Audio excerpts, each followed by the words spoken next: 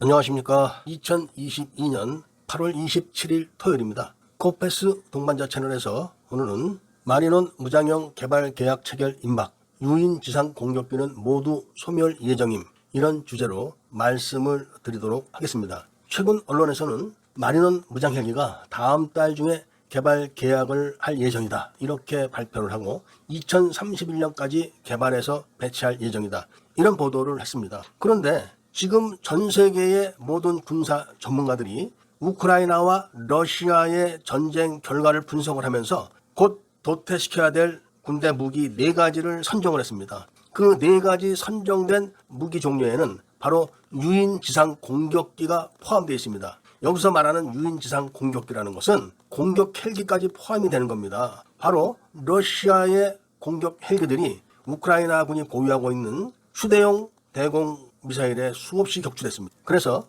유인 지상 공격기가 보병을 지원하는 것이 아니라 오히려 더 많은 피해를 불러오고 있다. 그리고 아군의 손실을 키우고 사기를 떨어뜨리고 있다, 이런 결론에 도달한 겁니다. 그러면서 반드시 무인 공격 헬기만 지칭한 것이 아니라 유인 지상 공격 고종익기까지 다 포함을 한 그런 사항입니다. 이렇게 전 세계의 군사 전문가들이 곧 도태될 무기의 하나로 지목을 한 유인 공격 헬기도 아니고 유인 무장 헬기를 지금부터 1조 6천억 원을 들여서 2031년까지 개발을 한다는 것은 2031년도에는 전 세계의 유인 지상 공격 무기 체계가 다 사라진 다음에 그때 한국은 유인 지상 공격 무기 체계를 도입하겠다, 이런 이야기밖에 따로 들리지가 않는 겁니다. 그럼 왜 전 세계 모든 군사 전문가들이 유인 지상 공격 무기 체계가 도태될 것이냐, 이런 분석을 했는가 하면은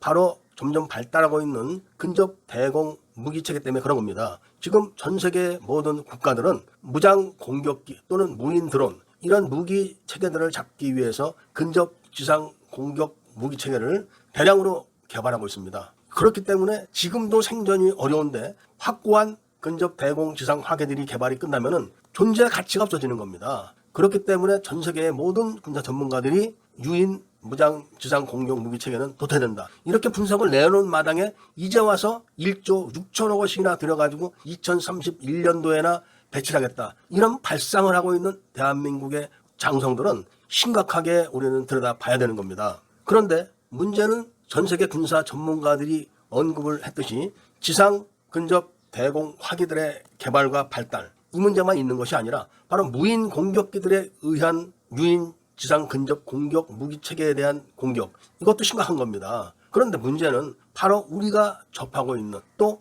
대한민국의 최고 정예부대라고 할 수 있는 해병대가 접하고 있는 NLL상에 배치되어 있는 해병 부대들의 북한에 상대하는 그런 대칭 무기 체계가 바로 무인 공격기라는 데 있는 겁니다. 북한은 이미 북한의 전략군에 무인 공격기 부대를 완전히 편제를 끝냈습니다. 그러니까 20년 정도 키워왔던 북한의 무인 공격기 부대를 훈련과 그 다음에 모든 전술 교류를 다 개발해서 끝내가지고 전략군에 정식으로 편제를 해놓은 겁니다. 그런데 이런 부대를 우리나라 해병대가 막을 수 있는 대칭 대응 무기 체계는 전무합니다. 일부 군사 전문가들이 비호 복합2 같은 걸로 막을 수 있다고 하지만 그것은 어리석은 이야기입니다. 무인 공격기는 비호 복합2 또는 천마, 이런 걸로는 막지 못합니다. 더더군다나 해병대가 보유하고 있는 발칸포 같은 걸로는 절대로 막을 수가 없는 것이 북한의 무인 공격기입니다. 그런데 그런 무인 공격기가 북한은 이미 3천여 대를 보유하고 있습니다.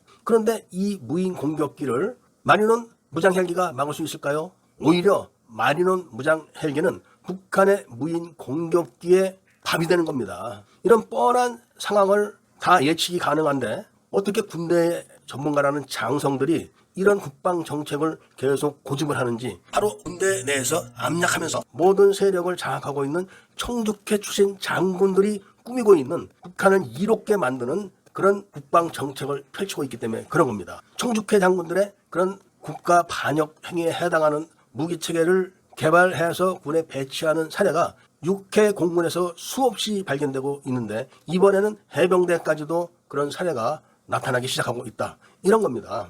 여기에 대해서 일부 사람들이 마리논에다가 무인기를 장착해서 배치하고 작전을 하면 된다, 몸튀 작전이라는 게 있다, 이런 이야기를 하는데 전 세계에서 도태시키고 있는 공격 헬기도 아닌 무장 헬기를 이제서 개발하는 나라가 무슨 재주로 멈티 무인 공격기들을 마리논 헬기에다가 장착할 수 있을까요? 이게 말이 됩니까?